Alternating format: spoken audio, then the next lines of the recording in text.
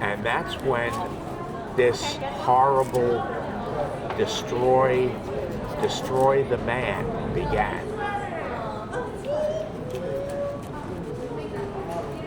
And then Ken Starr was appointed. Ken Starr was the special prosecutor, right? Yeah. Was that before the hearing or after? I guess That before. was, let's see. He was the special prosecutor. But yeah, I believe it was his recommendation that Clinton be impeached. And he was. But see, all of these ridiculous moves,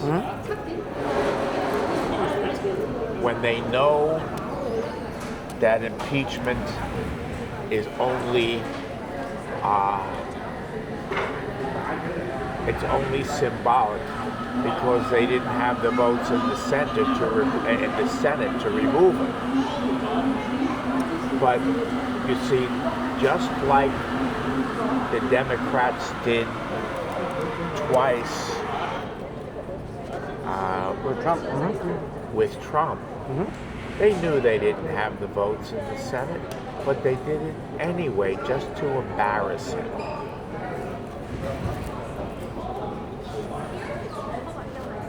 So, Republicans started that trend. Do you think Republicans realize that they are behind that trend?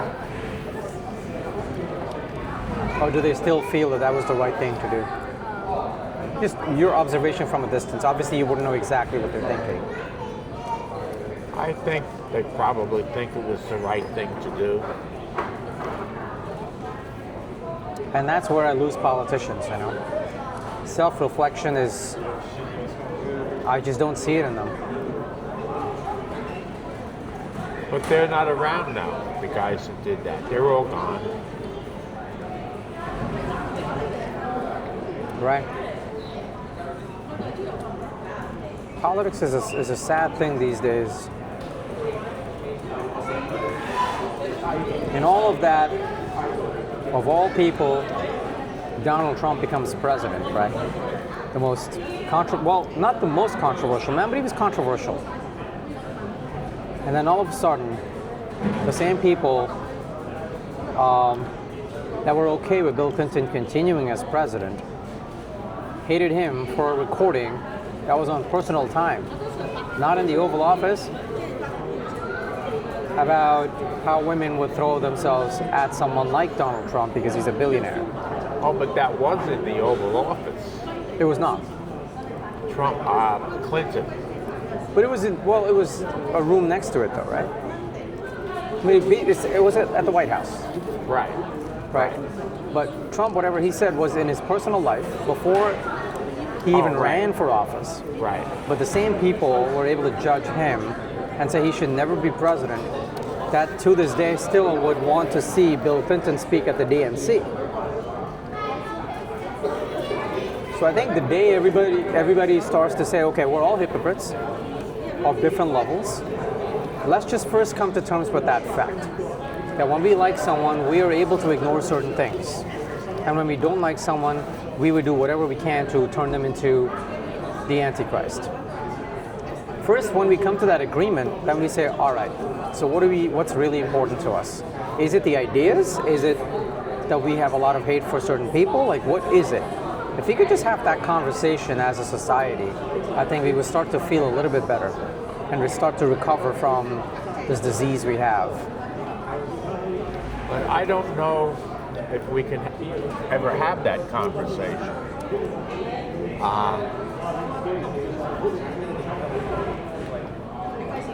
If Donald Trump ever gets assassinated, there will be as many people who are happy about it as there will be people who will be upset about it. So many of people on that side want him gone, no matter what the cost. Do you One, feel? Yeah, sorry. one of the journalists in that room last night published something, it was either last night or today, and said something like, "Finally, let's get him." Something like that, I'm paraphrasing. But this was one of the journalists in the room. I don't get it. I really don't get it.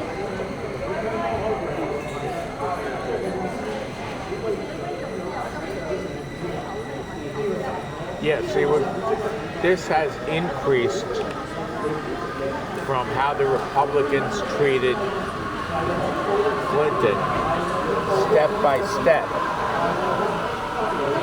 until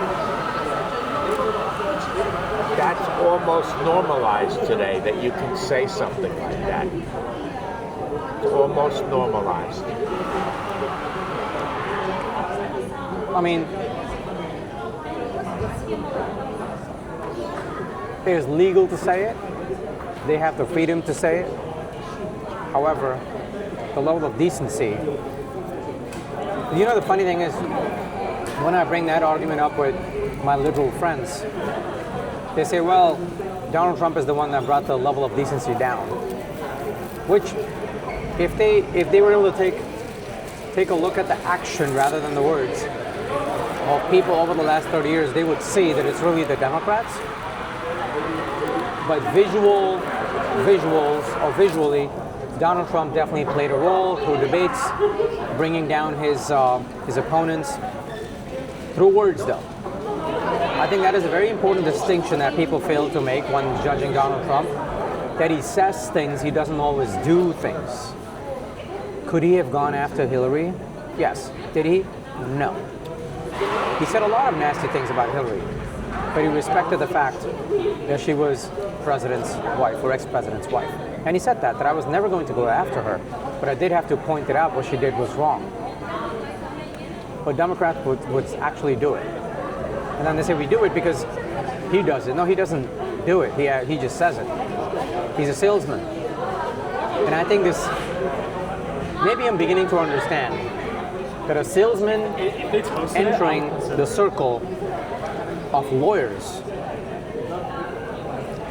has created this clash in our political system that we weren't ready for. He's a salesman. But he does close the deals. He's a good salesman. But in order for him to get from point A to point B, he's going to say things to get the deal he wants that no one understands, which is why there are not too many successful salesmen in the world, which is why being a salesman pays the most amount of money if you're really, really good at it. So he's going to say things, but he's result-oriented, not talk-oriented. Talk is just, he's like, okay, in order for me to get to this deal, I'm going to say this and then see the reaction of the other party, then I'm going to say this, see the reaction. I'm going to get them to meet me here, but I can't just tell them that right now. I'm going to say I'm going to bomb your entire civilization. That's not what of course that's not what I mean. But once they know that I'm capable of doing, I'm just reminding them. Maybe I'm going to get what I want out of it. So he's result-oriented. Lawyers are talk-oriented. Result is never in their hands. It's the judge, the jury. So they say things that they think would make a huge impact on the jury being the American people. Like, look, we're saying the right thing. Don't worry about the action. We're saying the right thing. We're good people. Donald Trump is saying, don't worry about my words. I'm going to get it done. But I don't think anyone is summing these two sides up properly the way I am right now. But if you start to understand these two things, I think people would stop confusing Trump for a lawyer. I think you're right. He knows what he's doing. And he's very confident about that, regardless of the reactions of other people. Because he's smart enough to to know that, just as you said, he's smart enough to know that what he says will have a big effect on other people. And that's what he is gearing up for. And he waits to see what their response is. And then he knows how to counter-respond. He's so good at that. And no president in my lifetime has been as good at dealing as he has been. He's really, really exceptional. But you see, we understand that he has these different levels of communicating and reacting. But the general public, most of them don't get that.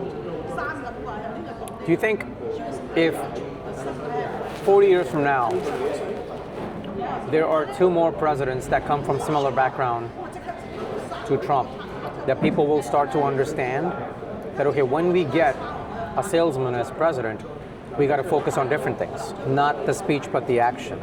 Although we should always focus on action, which clearly is a lost cause right now. People don't understand that. But would they then start to learn that, okay, lawyers talk, we focus on their words, but when a salesman comes, let's see if they're actually getting the job done or not. No, I don't think so. And I'll tell you why. Because a lot of the information coming out on the state of critical thinking is that it is actually decreasing. Okay. People are less capable of critical thinking. This is all people in general? Yeah. Or are these subsegments of the society? Or segments of the society? Well, certainly a lot of this research comes from the college level population, because they're the ones that can be more easily surveyed.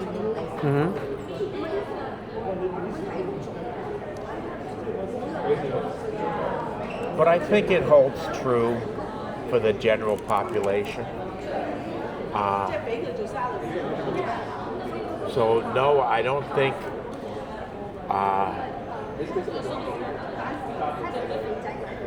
think Trump was elected because he's a salesman. I think he was elected because he did really tap into and represent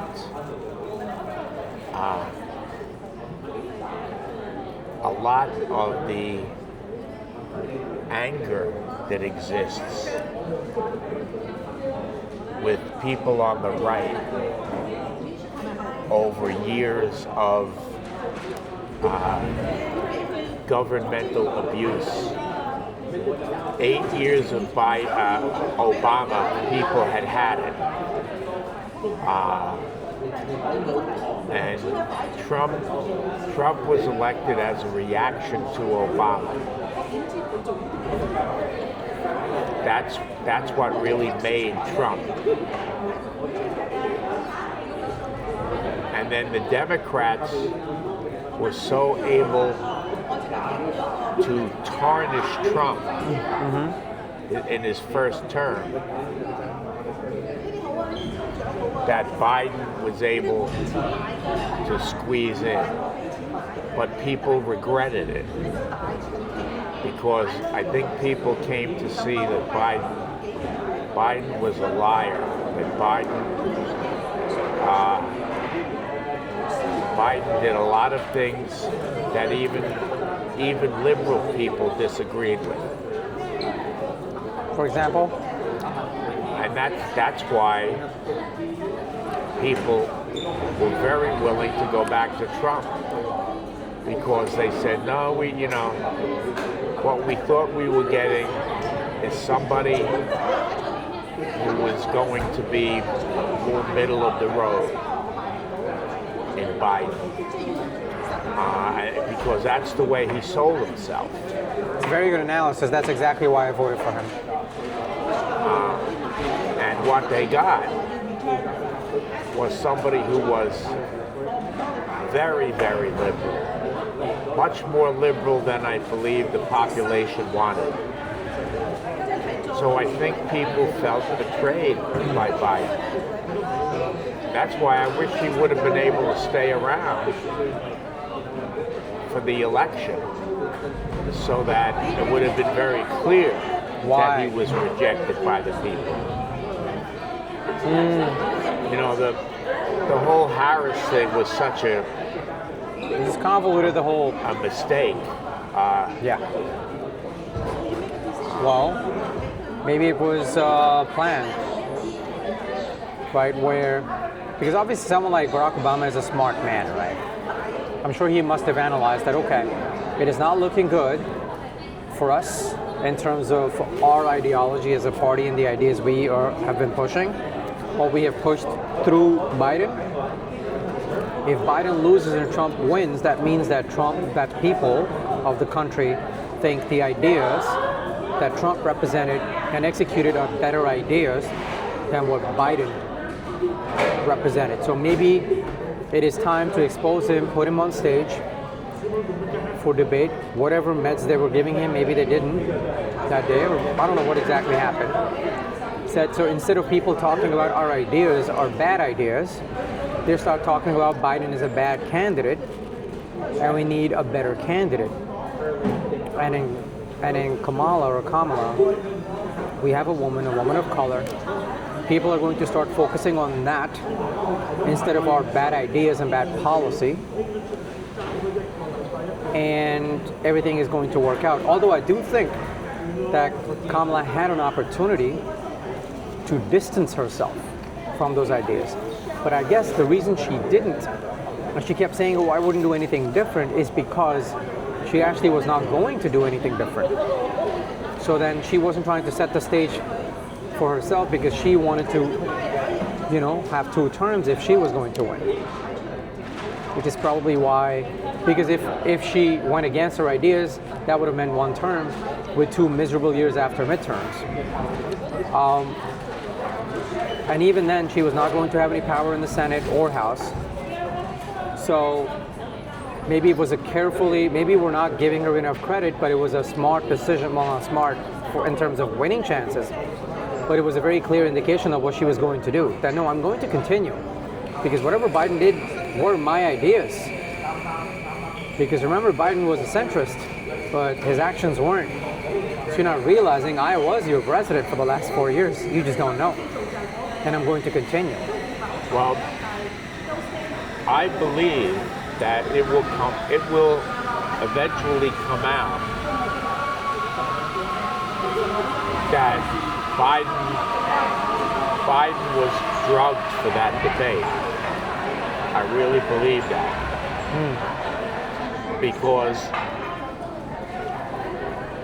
he never seemed to be that bad before or after. Right. All of a sudden, he became like a mental patient.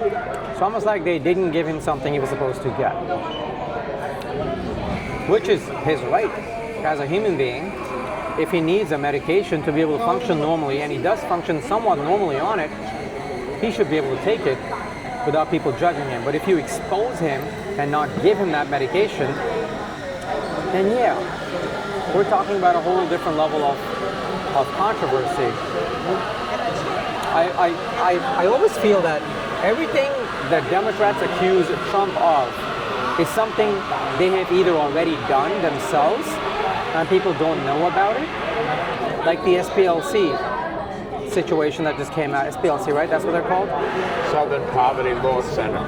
Yes. SPLC, yeah. That they were actually sponsoring the white supremacist groups. So the voices were louder for people to notice, for them to be able to push their leftist ideas. Remember that video when the whole thing happened in, where was it, Virginia? Yeah, the Charlottesville. The And there was a Jews will video, not replace us. Jews will not replace us, device something video, that apparently was sponsored by them. But I promise you, even then the college grads do not have enough brain cells to figure this out. You're right. You're right. But how's that possible that they can't see that? Like, all these things are uncovering themselves now, right? We're so lucky that Trump is still president that these things are coming out.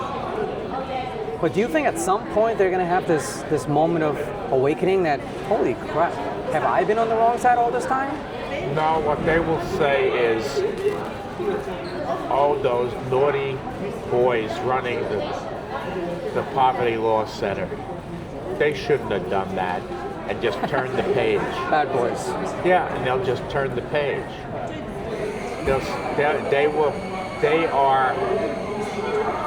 They are very good at working their way around the people who hurt their agenda. Then that's what they will do. Well, they will say, oh, that's an exception. Right.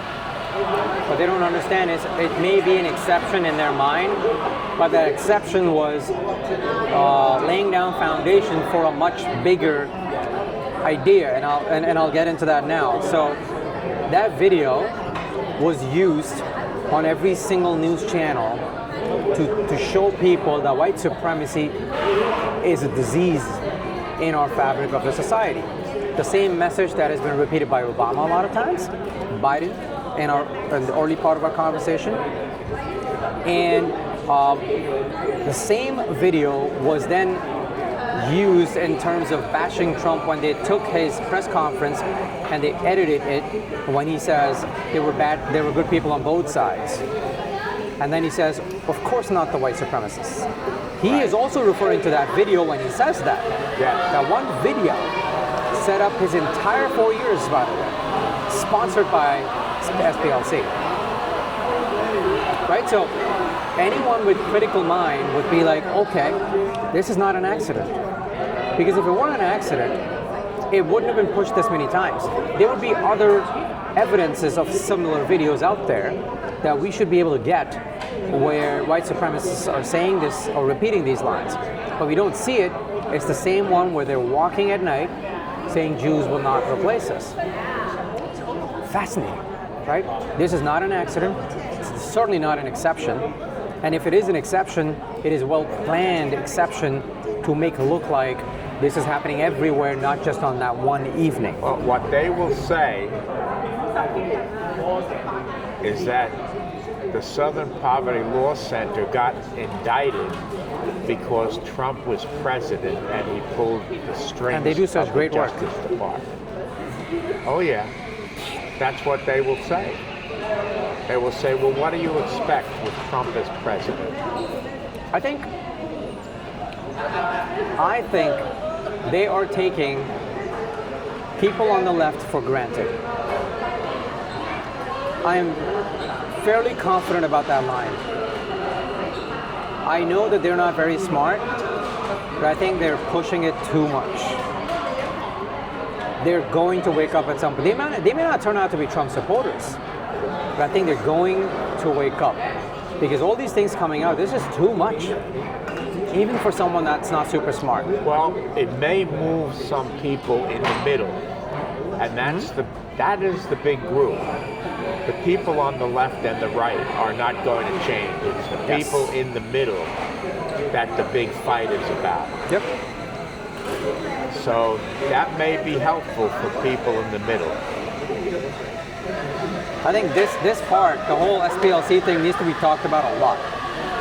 Well, a big thing will be, they got indicted, the big thing will be if they convict anybody. You know, an indictment doesn't mean that much, especially if it gets dismissed. Right. Because they will fight the indictment. Guess it depends on the judge, right?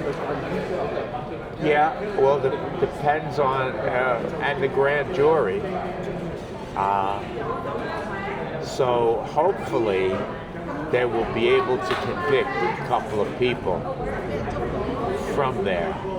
That would be the icing on the cake, because people in the middle will be affected by that. See, the indictment, it might not affect them that much yet, because they can say, well, let's see, that could be Trump mumbo jumbo. Let's see if they get convicted, because it will take a jury to convict them. And if the proof is not there, a jury just might say, the proof is not there. But if a jury convicts them, wow, that will be big. Yeah. But none of this is going to happen before the midterms. Unfortunately, I don't think that will happen before the midterms. No, I'm sure it won't. And unfortunately, it looks like the Republicans may very well lose the midterms, and if they do, it's just going to be indictment time all over again. Right. Because whoever controls the House can indict anybody they want, because it's up to the House. And then we'll be back to where we were during his first administration. They will just indict him and indict him. They won't even care if they have legitimate charges. And so they will hamstring him about everything he wants to do. If they ever win the House and Senate, God forbid. They will impeach him? Well, Impeachment's hard. They would still need 60, I think, for three-fourths. For a conviction, is it 3/4? That would be so. 75. Yeah, I don't think that's going to happen. That would be impossible. It would take crimes like Nixon. Nixon was going to be removed from office. And that's why the Republican senators told him, they said, look, if you don't step down, you're going to be the only president in history to be removed from office. So that's when he said, okay, well, if that's it, I'll resign. Mm-hmm. I don't think that's going to happen in this case. I think even with, if